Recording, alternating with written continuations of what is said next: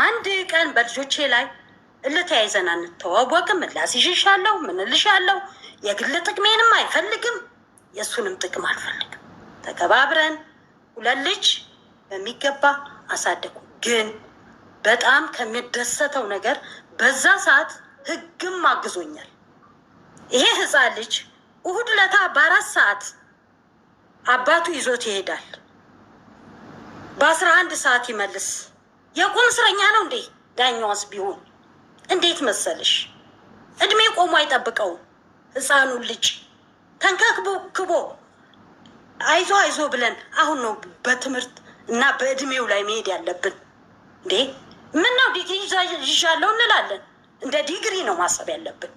ይሄ ህፃን ልጅ አንድ ቀን እኔ ሐሙስ ቀን ሰጠሁት ማታ፣ ዓርብ ዕለት ሙሉ ቀን ስራ ነኝ። ቢኒያም አደራህን ብየው ሄድኩኝ። ትዝ ሲለኝ የቤት ስራ አልሰራ። ሄሎ ቢኒያም በስልክ ነው። አደራ የቤት ስራ አለው፣ የቤት ስራውን አሰራልኝ አደራ ስሉ አልኩ። የዛን ቀን ምሽቱን ሲሄድ ማለት ነው። እንኳን የቤት ስራ ምንም አልሰራ። ሰኞ ሆነና ሲሄድ አስተማሪ እንደዚህ መታው ነው የሄድኩት። በምክንያት ነው ህፃን ልጅ የሚመታው። ፔዳጎጂ ሳይኮሎጂ ተምረን አይደለም ወይ ህፃን ልጅ እንዴት ነው የሚመታው ምናምን ብዬ ስላት ነገረች ችግሩን። መምህሯ የመታችው መምህር ፊቴም አልቀረበች። በአጠቃላይ የቤት ስራም አባቱ አሰርቶታል። ኮርቼ ነው እንግዲህ እኔ እንኳን አባቱ ለሰራው አለችኝ። እኔ ነኝ የሰራውለት አለች አንዷ መምህርት መጣ። ያው ለምስክር አለች። አባት እኮ እኔ አባቴ ዋጋ ከፍሎ ስላስተማረኝ ነው። ዛሬ 38 ዓመት መምህር ነኝ። 38ኛ ዓመቴ ነው ዘንድሮ መምህርት ነኝ። ለምን እድሜን አልተጫወተበትም አባቴ እናቴ? ስለዚህ እድሜ መጫወቻ አይደለም። ብታየውም ባታየውም ምንም የሚሆን ነገር የለም። ልጁ ጎበዝ ጀግና ነው። ተምሮ እስከ መጨረሻ ጥግ ለማድረስ እኔም እናት አለው። ልጄንም ሩሉን የምመልሳት ወደ ትምህርቷ ነው። አንተ ደደብ፣ አንተ ክፉ እንደምትላትም አይደለችም። የጀግና ጀግና ናት። አንተ በመጣ በስንተኛው ቀን የድሃ ነኝ እባካችሁ ብር ስጡኛል ካደለም እሷ 4 ዓመት 9 ወር በሆዷ 3 ዓመት በጀርቧ እያዘለች ያሳደገችው አጠቃላይ 4 ዓመት ሲሆን አንድ ቀን የድሃ ነኝ ብላ ለምናበት አታውቅም። ከዛ ስንት ቪዲዮ ሰርታ አባታል። የደም አምላክ ይፋረድህ አልኩት። አንድ ቀን እኔና እሱ ተገናኘን። ጠረኑን አስለምጄዋለሁ፣ ፍቅሩን አስለምጄዋለሁ። የአባት የቢንያምን ካለሱ እስቲ ሌላ ሰው አባቴ ትላለህ። እኔም ኃጢአቴ ነው መሰለኝ፣ ይቅር ይበለኝ። ይህንን የልጄን ባል ማስቀየም የሆነ ይቅር ይበለኝ አምላክ ፈጣሪ እና የደም አምላክ ይፋረድ ብዬ አዘው በጣም። ልጁ ግን ያው በሬ ካራጁ ይውላል እስከሚሆን ድረስ ነው አባት ብዬ ያሳመንኩት። አባት እሱ ነው ብዬ ያሳመንኩት እና አሁን እቅፍ ያደረገውና ቢንያም ይላል እንግዲህ ከ17ኛ ቀን በኋላ። ሌላውን ግን በሜዳ ላይ ያቅፈዋል። ይሄኛውንም የልጄን ባል ስለተለየ ያዝናል ልጁ እና ይህን ሁሉ የሚቀረው ምን ሲሆን ነው? እንደው 10,000 ብሩንም እንደው ኧረ ይችንም 5,000 እችንም 10,000 ብር እንደው ሰጠህ ሰላም በሰጠን ባሰጥም ሰላም ስጠን። ስማችን እኔ ስሜ በቪዲዮም አይጠራ፣ ስሜ በአደባባይ አይጠራ። እኔን የሚያውቁኝ ተማሪዎች ስንት አሉ? እኔን የሚያውቁኝ መምህራኖች ስንት አሉ? ልጄ እባክህ ተውን። ሊያንም ዲቦራንም ተዋት። ከሰጠ ሰጠ፣ ካልሰጠም ቅር። ምነው ህፃኑንም ተው እንዴ! እኔ በግድ ለምኜ አባት ያስባልኩት፣ ጠረንህን ያስለመድኩት፣ ፍቅርህን ያስለመድኩት፣ አይዞህ ብዬ ወደ አንተ ያስጠጋሁት እኔ ነኝ።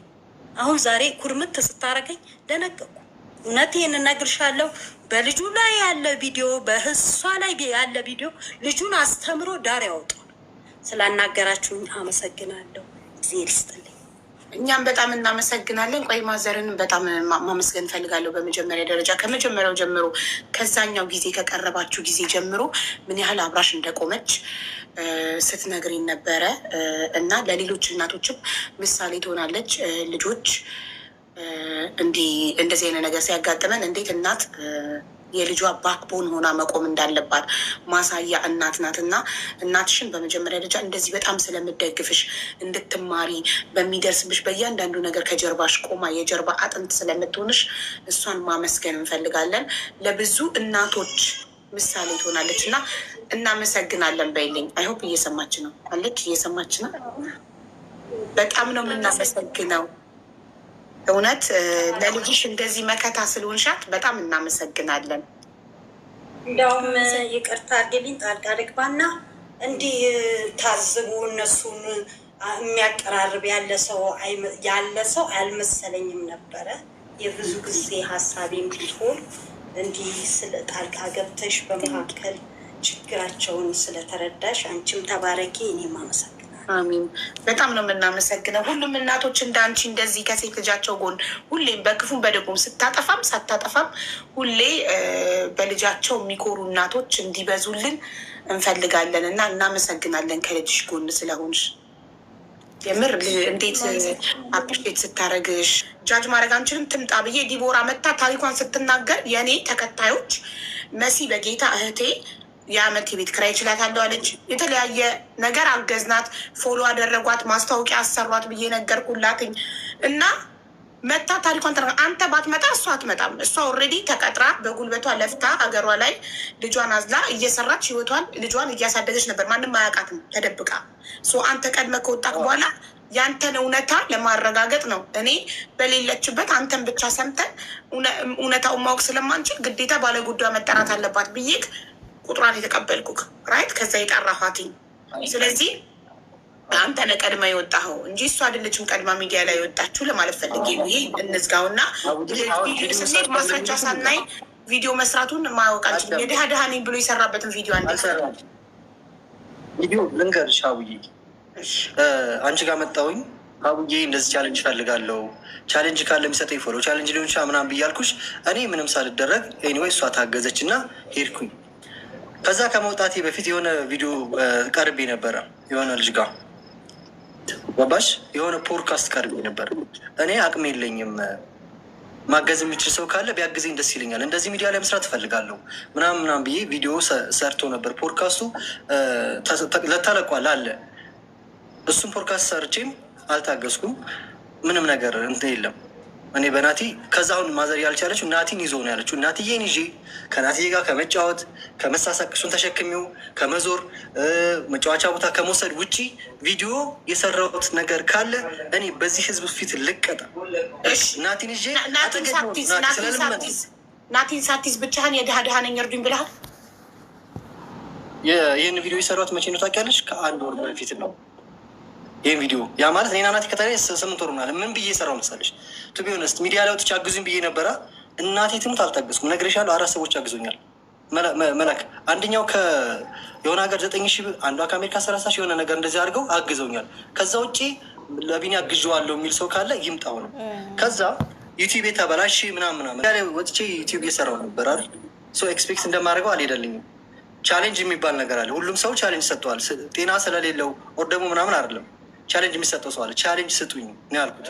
ልክ አንቺ ጋር መጥቼ እንዳልኩት ቻሌንጅ የሚሰጠው ሰው ካለ ቢያግዘኝ ደስ ይለኛል ብዬ ቻሌንጅ አነሳው። ይሄ ነው ስለ ቻሌንጅ ያነሳሁት። አንቺም ጋር አልመጣሁም እንደዚህ። ከዛም በኋላ ቀረ ስለ ናቲ አንስቼ አልሰራውም። ከዛ ውጭ እነሱ ያሉት አገዘ አላገዘም ብለዋል። አንድ ትጅ የሚፈልገው በአንድ ወር ውስጥ ያን ሁሉ በአንድ ወር ውስጥ በጣም ብዙ ነገሮችን አግዘሃል። ይኸው በዝርዝር እዚህ ጋር ተጠቅሷል። የቤት ኪራይ ለአንድ ወር የወተት ኪራይ የተከራየሁት እንጂ በሳምንት ለአንድ ወር በየቀኑ 1 ሊትር ለመጀመሪያ ወር ከፈልኩኝ። ከዛ ለሁለተኛ ወር ሲበዛ ግማሽ ሊትር ይሁን ብዬ ሄጄ የግማሽ ሊትር ከፍዬ መጣሁ። የፓውደር ገዛው፣ ቤት አስቤዛ ገዛው። በአንድ ወር ውስጥ ልብስ ገዛውለት። መኪና ልገዛለት አልችልም ለዚህ ልጅ። ፕሌን ልገዛለት አልችልም። ከዛ ተጣላ ማዘር ጋር ተጣለን። ቆይ ዲቦራ ማዘር ጋር ተጣላና እነሱ ጋር ተጣላ። ስልክ አያነሱም። ላግዘው አልችልም፣ ልረዳው አልችልም። እናቲቱም ስልክ አታነሳም፣ ልጅቱም ስልክ አታነሳም። እንዴት ልንግባባ እንችላለን? በፍርድ ቤት ነው እየሄዱ ያሉት። በፍርድ ቤት የሚሄድ ነገር ነው የምፈልገው። በጓደኞችም ሳስነግራት እኔ ፍርድ ቤት ብቻ ነው የምፈልገው፣ ምክንያቱም የምታገኘው ጥቅም አለ። ሌላ ደግሞ የረሳቸው ደምሬል በጥሬ ብር ከኔ 5,000 ብር ወስዳለች። አሁን ራሱ እያገዛ አይደለም ነው የምትልሽ። ከኔ ብር 35 ተወስቶ አሁንም እያገዝኩ አይደለም። እሺ አንዴ እዚህ ጋር ያዝልኝ። 35,000 ብር ከሱ ወስደሻል? አልጨረስኩም ሀቡዬ። ቅድም ማዘር ገባች በመሀል የፍርድ ቤት ጉዳይ ላይ አንዴ ላውራ። ምላሴ ላይ ቆምክ። ቀላል እኮ ነው። 35,000 ብር ሰጥቷል ወይም አልሰጠም አይደለም። በስነ ስርዓት ነው መናገር የምፈልገው። ወስዳለች ምናምን ማለት እየረዳ እንደሆነ ላይቭ ላይ ገብቶ ተናገረ። ዲቦራ እድል እየሰጠሽ እኮ አይደለም እሱ እንዲናገር። እኔ ነኝ ጥፋተኛ። ምክንያቱም 35,000 ሲል ነጥቡን ይዤ በተራሽ እጠይቅሻለሁ። በኋላ 35,000 በኋላ ታስረጃለሽ። አሁን የእሱ ተራ እንኳ አንዴ 35,000 ልጻፈው። ለምን ቅድም ዲቦራ ስም ዝርዝር የተጻፉትን ዝርዝሮች ስታነብ ስለ 35,000 አላወራችም። ለትምህርት ቤት የከፈልከው የመስከረም የመመዝገቢያ እሱ 10,000 ከፍላ አንተ የጥቅምትን 2,500 ብር የከፈልከው እና የገዛካቸው የአስቤዛ ነገሮች ብቻ እንጂ የተጠቀሰው ሌላ ምንም ነገር እንደሰጠካ 4,000 ብር ተሰርዟል አልሰጠም ብላ። ስለዚህ 35,000 ብር እዚህ ጋር ለብቻ ልጻፈው እና በኋላ የዲቦራ ተራ ላይ 35,000 እንዴት እንደሰጠካት ታብራራለች። ለምን ቅድም አልተናገረችም? ሳልጨርስ ማዘር ገብታብኝ ነው ብላለች። እሺ አንዴ ማስቸግር አንድ ጥያቄ ብልጠይቅሽ ላንቺ ሀቡ አንቺ ላይ መጥቼ ልጄን አላገዘም እያገዛ አይደለም ስትለኝ በሚዲያ ላይ በራሷ የዩቲዩብ ቻናል ከፍታ እያገዛ አይደለም ልጁን እየረዳ አይደለም ስትለኝ እኔ ቁጭ ብዬ አረዳውም ልበል በአንድ ወር ይሄን ሁሉ አድርጊ ራስ ቅድማ መከላከል አለብህ። ኦፍኮርስ ራስህን ተከላከል። ይሄ ነው እንግዲህ ለልጁ አረኩ ተብሎ ይነገራሉ። እሷ ወጣ አላረገም እያለች መጀመሪያ ማን ነው ቀድሞ ረዳው ያለው? ወይንስ አንተም የመልስ ምትን የሰጠከው? ቀድማ ዲቦራ ልጁን አልረዳም ስትል እንዴ ረድቻለሁ ብለህ ራስን ለመከላከል ነው የወጣከው? ወይንስ እሷ ናት ቀድማ ልጁን አልረዳም ብላ ያወራችው? ኦኬ እኔ ስለ ዲቦራ ለዚህ ማስረጃ ታቀርባላችሁ። አንዴ ነጥብ ሁሉ ያዘው እሷ ዩቱባ ላይ አፕሎድ ያደረገችበትን ቀናዩ እና አንተ ምላሽ የሰጠህበትን ቀና እንጂ እውነት እሷ ያለችው አንተ ነህ ቀድመህ ለልጅ ይህን እናረኮ እንደ አራጣ አበዳሪ ለልጁ ያደረገውን ነገር ዩቱብ ላይ ዘረዘረ። ይሄን ገዛው ይሄን እናረኮ አለ። እኔ በዛ ተናድጄ ነው ብላለች። አንተ ግን አሁን እራሷ ናት ቀድማ ልጁን አልረዳም ያለችው ነው። ዋን ሰከንድ በጣም አመሰግናለሁ። የመስቀለት እዩሃ ሚዲያ ቤቷ ሄዶ መጀመሪያም ያለችው ህዝብ የጠላት እሷን ማለት ነው። የመስቀለት እዩሃ ሚዲያ ቤታቸው ሄዶ እንዴት ያንን ኢንተርቪው ይሁና አንቺም ትፈርጃለሽ። የዛን ቀን ጀመረች። አያግዝም ሰጥቶ አያውቅም ረድቶ አያውቅም ማለት አሁንም እንደዛ ነው የምትለው። ሲጀመር እሷ አፏ ላይ አያግዝም ነው አሁንም እንደዛ የምትለው። ያጅልኝ የመስቀለት ዝም አልኩኝ እኔ ጸጥ አልኩኝ። እዩሃ ሚዲያ ሲጠራኝ ኧረ እኔ ልጄን እያገዝኩ ነው። የመስቀለት እሷ እንደዛ ብላ እንትን ብላለች። መስቀል ማለት መስከረም 17 ነው 17 ከዛ ቅድም ነግረሻለሁ። ቀኑን አስታውስም። እሱ ጠራኝና ሄድኩኝ። ሄጄ እያገዝክ ነው ወይ እንዴት ነው ወይ? እኔ እንግዲህ በወር 10,000 ብር ለመክፈል ቢኒያም የወርሃዊ ገቢው ስንት ነው? 10,000 ብር ቀላል ነው። ስንት ነው የምትቀጠሉ?